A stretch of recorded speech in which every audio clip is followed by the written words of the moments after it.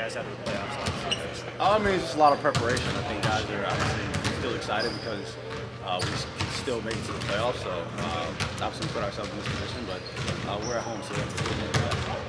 This is a team you guys are obviously very familiar with. How advantageous do you think that is for you as you approach tomorrow? I mean, I think both teams are looking at it the same way. We've played each other, counting preseason, like 13 times in the last however many months. So, I mean, we're both familiar with each other. There are no surprises. So you just got to be able to go out there. You have to be able to execute. You have to be able to be physical, try to keep the other team off the free throw line, and then obviously two good three-point shooting teams and try to get guys off the line. So, like I said, there are no surprises when playing these guys. You guys haven't played them since January, and it feels like so much has changed. No Monk, no Herter. They're playing Trace Jackson Davis. Keanu wasn't playing then. How much can you really take from the previous matchups earlier in the year? Yeah, I mean, I definitely think obviously it's a bit different, but at the end of the day, like, teams are pretty much playing the same. I think we've been better defensively. I mean, they've been playing well. So obviously it's not the exact same game, but at the end of the day, I mean, there are no surprises. You know, the main guys are out there. Obviously, we're missing, a starter and a guy that we feel is a second in the year, but I mean, we're playing the same way, and they're doing what they do. So, like I said, we have to go out there. We have to focus on what we can control, and that's how physical we can be. Obviously, however the game is being officiated, you adjust to that, and you let the chips fall where they may. All these games, it seems like 3 of the 4 were decided by a point. Like, does that just kind of speak to how close or how similar the familiarity that you guys have? Yeah, I mean, we have the exact same record.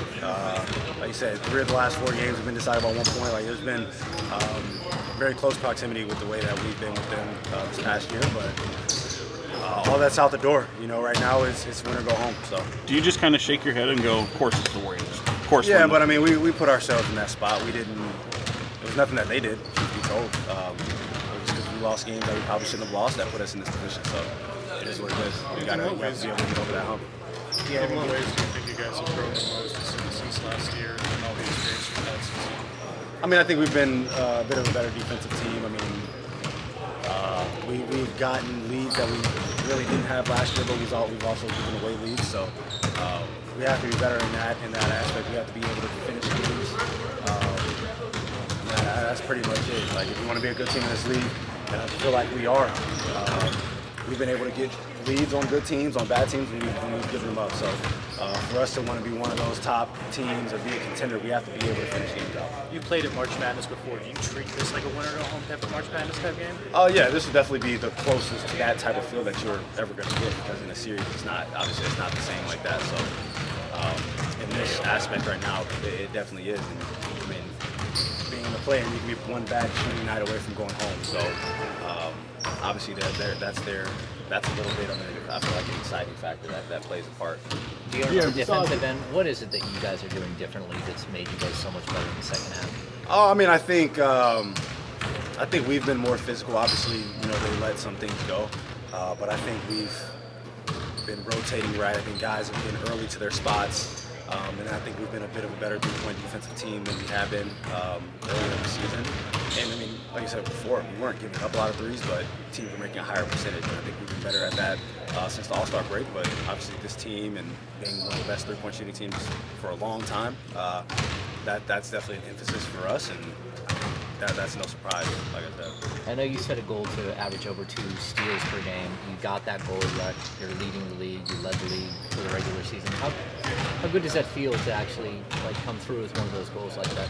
I mean, that's definitely, like I said, it's definitely a goal of mine, and obviously not a lot of people in this league have been able to do that. And I mean, I want that to be a kind of consistent thing. People just know, when I'm in the game, I want to be able to be disruptive. And when you have a team whose offense flows like Golden State does, how many hidden handbacks and pick and rolls, just being able to be disruptive is sometimes all you can, hope to do.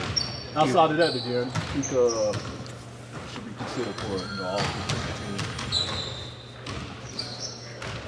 team.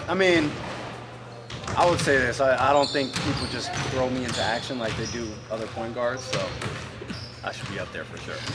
A lot of other point guards, you see people repeatedly put them into action because you want them to be on the ball, and that doesn't happen against me. So anybody who ever said that doesn't watch film. Fox, you had a couple more guys. Game 7 last year, and you saw what that atmosphere was like. Do you think that the atmosphere tomorrow night can replicate that or come close to it? I mean, I think it's going to be crazy. I don't know if you can replicate a Game 7 in the playoffs. I mean, I think that's pretty hard to do. But like I said, this is the closest to a March Madness type of feel that you're ever going to get. They really kind of overloaded last year. They had a kind of an egregious scheme. They were letting Sabonis shoot, letting some of your shooters shoot. Do you expect them to kind of come with a similar scheme tomorrow?